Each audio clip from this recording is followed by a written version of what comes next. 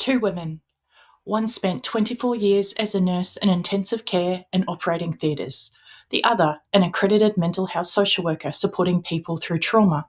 Like us, many of you have lived inside the systems and have your own lived and living experiences. We're not telling you our names just yet, but we will tell you why we're here. There's a wound for frontliners that workplaces won't name, and it's not just burnout, it's moral injury. What happens when the system forces you to choose between your conscience and your calling? We've lived it. Our differences are what creates unity, and the conversations that heal happen between peers. That is what Between Peers is all about. All right, so this is from Reddit Neurodivergent Healthcare Workers, and it's called Why Am I Always the Problem? And it was from 8 months ago. So who else feels like they're the problem all the time?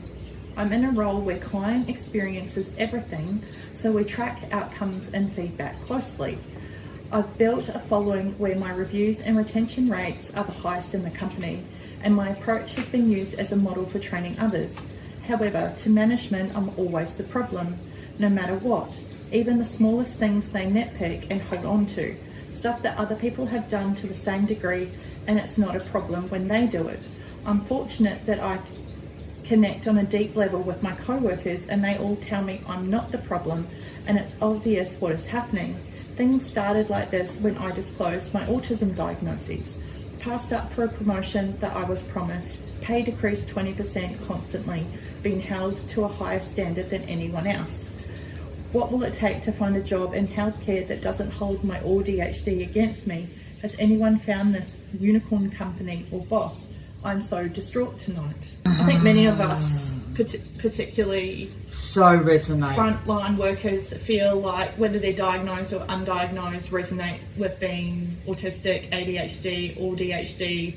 I know my daughter is looking at studying paramedicine, and they made a joke when she was looking at applying that all paramedics are ADHD. Do you know what I mean? So I think there's probably a good majority of us that are neurodivergent in some way. Look, this is my naivety, but I think to really survive it, you have to have a degree of neurospiciness in there somewhere. But conversely, this is a minefield because I have been roped through the coals.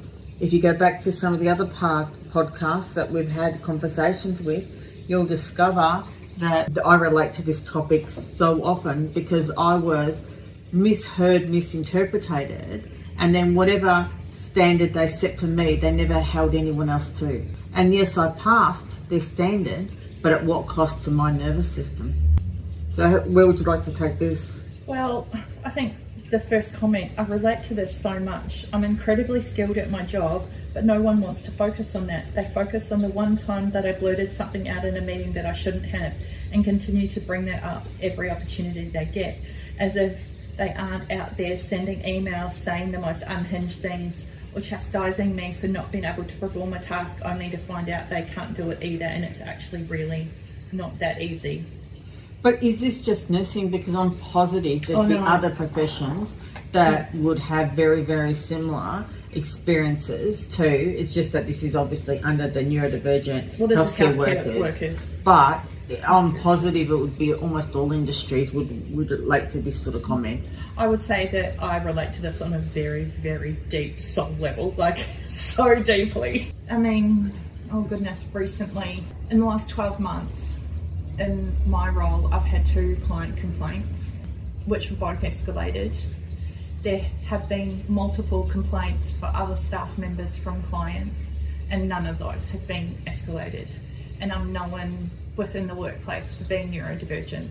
And I feel like I'm treated completely unequally to anyone else. And it's not been the first time. All I know. And I know so many people like that. It's not just me. No, absolutely. I can tell you right now how many times I myself got hauled over the coals for different things just because I happened to be there at that split second. I sometimes didn't even need to open up my mouth. Just my mere existing, I got blamed for stuff that I wasn't even involved in. And it took many times, a couple of weeks, to have my name cleared. Mm-hmm. And it was almost, as awful as it sounds, it was almost like you say that you're a nurse and you're a shit magnet. Like you literally attract weird shit at you. My cat's tail is going to go in the candle, God bless. I don't need a singed pussy. You dirty girl. So hilarious. So sorry. Oh, my innocence. I'm being innocent. Oh, my Lord. ND 101. This is how we get into trouble. Right? Goodness. Exactly. That's an HR complaint right there. Yes, absolutely. But just for those wanting to know, that's my little kitten that we've only had for 3 days. And yes, she's my Missy or Missy Moo. She's a Maine Coon. But anyway, so again, look, in the nursing, right, there are some people, and it's affectionately known within the colleagues, that as soon as you say you're a nurse, some nurses were literally shit magnets. You got an L tattooed on your forehead, and that the worst possible thing would happen to you, right? And I can guarantee you, in my life, all the different times and different experiences that I've had that's challenged me, that you look back and go, how the hell did I survive that? Like, genuinely, how the hell did... Like, my son broke his arm. Okay, I was a single mum. My son broke his arm. Had no family, no friends up here. Okay, and I had to go from the children's hospital and sign paperwork for him to have surgery, walk across through all the corridors to my work, and then turn around and let the charge nurse know what was going on. Obviously, I wasn't able to come to work because, you know, I was on call for what was happening. And whilst I had left my son's bedside, they fed him, so his theatre was delayed. Like, you name a situation, different things occurred to me the whole of my life, not just that was like, oh, you're kidding me. Like, why would you do that? Like, why? Oh, my Lord. Missy, stop it. Here, look, everyone. Have a look at this little cutie patootie. I've had nothing but to defend myself the whole of my time. I only have realised that I'm neurodivergent literally in the last 6 years. Prior to that, I would have just labelled it as chronically stressed or CPTSD, not actually realising anything else, you know. So this is, I'm a late diagnosis, and that could be possible for quite a lot of the people who are out there, or they suspect they have a lot of tendencies that are, whether or not they're diagnosed is irrelevant, but they could have, their mind is thinking and processing in a different format, which is what neurodivergent people typically do. They process things differently. Yeah, it's just, and then every time you roll your eyes because they have said X, Y, and Z or alleged X, Y, and Z, it's only adding to the fact that you are then, okay, I've got to do this, this, and this to make sure this doesn't happen. And then so you're forever perpetually on a more heightened level because your baseline's been shifted and shifted and shifted. So you're turning up to work, instead of being at a baseline of 0 and slowly starting from 0, you're on a heightened state before you even turn up for shift, because you're now wondering, okay, am I going to have this issue? Am I going to have that issue? And it doesn't matter if it's nursing, even if, because at one stage for a break, because I was just burnt out, I ended up working as a baker for a period of time just for something different because I was burnt out with nursing. And in that, I had customer complaint that I looked like I had a resting bitch face. The neurodiverse resting bitch face. The neurodivergent resting bitch face, because the first thing that I was dealing with was concentrating on the till, because the POS system was so stupid and unfriendly that I had to sit there and go, okay, now they want this, this, and this, and I've got to go into this screen, and this screen, and work out what they want changed in order so that the order could be written out correctly so we can fulfill it correctly, because Lord forbid if it's not written down, it doesn't exist. So I had to then go, oh, hang on, I have to smile before I do anything, because because the trauma of going, oh, I've got to do this, oh, I've got to do that, oh, on top of everything else, you're not starting from 0, you're then starting at a 1, then a 2, and a 3. It just keeps on building up, building up and building up. I know, I often find that everyone else is, I think like I got a different instruction manual to life than everyone else. I'm a rule follower to a certain degree. I love the rules and I think that I'm following the rules, and I watch everyone else and they're doing the same thing, or they're doing this, and then they behave in this situation like that, and then the same situation comes on up for me, or something that I can extrapolate and go, yeah, okay, that's a similar situation, because I can see, I can join the dots and see how things are similar, and then I do the same thing and they're like, oh no, you can't do that, and I'm like, but they did it. That's what I thought we were supposed to do. I was just copying the precedent that they set. And then it's like, oh no, you can't do that. And because, you know, there's no witnesses or no this, no that. And I find some rules are really vague as well. Oh, look. Do you know what I mean? And so it can be used. So for example, for me, I am extremely, most of the time, very black and white about client care. Do you know what I mean? Yeah. And I find it quite unacceptable when team members are, what I think, not providing the best service they can. And the appropriate level of care? Yeah, like the appropriate level of care. And so I can, you know, like when I give feedback, sometimes it appears cutting, but I don't mean it to be. I'm just like, oh. You're going from the viewpoint of best practice. Yeah. I was like, oh, and for stats. So, for example, I look at client satisfaction surveys. Our clients have to do one every time they come into our centre. And so I was looking at the stat for someone I manage, and we were doing it for everyone. And in the meeting, I said, I noticed that their K10 scores had decreased since you started working with them. That was a fair statement, I thought. And what I meant was, you know, like within mental health, we know 30% of our people get improvement, 30% stay the same, 30% get worse. And it's got nothing to do with clinician skill, it's got to do with fit, it's got to do with, you know, where that person is in their life or whatever. And what I was trying to say is, okay, so this person is in the 30% that have had it or aren't improved, that they're not improving, they get, you know, their score is getting worse. So what do we need to do? Is it because of the situation that that person is in? Is it because of clinician fit? Like, what is it? What can we do to support that person? It wasn't a direct, I don't think you're doing your job properly to that person. You weren't targeting. Do you know what I mean? It wasn't. I was like, okay, let's work out like what's going on for this person so that we can, you know, find a solution. And oh my goodness, I couldn't have done anything worse. Whereas I was just like describing a fact. And then when I took it to external supervision, my external supervisor was like, oh my goodness, why did you say that? And I was like, what do you mean? Why did I say that? It was just a fact. I wasn't being discriminatory or derogatory to anyone. I was just saying that is what I noticed. How can we fix it? It wasn't a comment about the practitioner. It was a comment about the client experience. I felt like I had a different handbook. and I look at you and going, but to me that's logical. Yeah.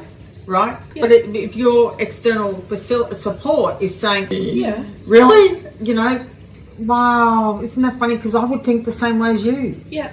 Whereas I just want the best outcome for a client, right? Why? Because we put our own stuff behind us. Like we're not relevant in that situation. Like it was about the client need. Can I ask you a really bizarre question then please. on this topic? So the comment I've got, right, is this. Are you a person, right, that as soon as you work out what's going on, and if you're wrong, right, you immediately pivot? Oh, hell yeah. And then as a result, everyone else looks at you with, are you just gaslighting me? Like, what the hell's going on? Or maybe not gaslighting, but I will go, if I think A is B, and I'm like, oh no, that's B. That's absolutely B. And someone goes, oh no, actually it's A because of blah, blah, blah. I go, oh, yeah, okay, I see your point now. And I immediately move to A. And I'm like, I'm sorry, I misunderstood because of X, Y, Z. I have some rejection sensitivity and I've got a small amount of pride because we all do. But for me, it's not about me and my pride. It's about the best outcome for a client. Okay, so this is where I'm the same as you, right? And so today, before this, I had a kinesiology session, right? And I wanted to prove something to someone because I like challenging people, but not for a wrong reason, for the right reason. So it's a similar topic, right? And I like to challenge people because I want them to understand every single person's different. Oh, yeah. Okay? And so in this kinesiology session that I had, we discovered X, Y, and Z, and X, Y, and Z, blah, blah, blah, blah, blah, fine. And then I said, now I can they then talk about, oh, you're going to need X volume of days to integrate this. And I went, muscle test me now, because integration's already occurred. And they've looked at me like, are you kidding me? This doesn't happen. I said, no, muscle test me, and I can tell you integration's already occurred. And they muscle tested me, and it was 100% integration occurred, and that threw them on a curveball. And the reason it threw them on a curveball is because they're not used to people being able to integrate and pivot immediately. Yeah. Because if I'm wrong, no issue. Now that I know different and now that I know better, I'm prepared to pivot and change. Yeah. But a lot of people find that really, really, really challenging. And this is personal friends, partners, or anyone else who they think that they know me. I've evolved, grown, changed, and they can't keep up with me. So if I haven't seen a dear friend for a period of time, I've moved and have a whole different viewpoint and thought process in that, because I evolve, grow, and pivot as I learn things. Yeah, I'm the same. And it happens really quickly. I remember listening to a podcast or something like that recently. They were talking about healing. Sometimes it's just a choice to be healed. You can do it immediately. Absolutely. And there was something that was going on for me, and I was like, I choose to be healed from that. And from then on, I was completely different about it. It was just an instantaneous moment. Yeah. In the meantime, I don't know if you can pick up on audio or not. We've got a neurodiverse little one in the background that's actually having a meltdown. He's non-verbal, yeah? Yeah, he's non-verbal. Yeah. So hopefully the audio's missed it, but not sure.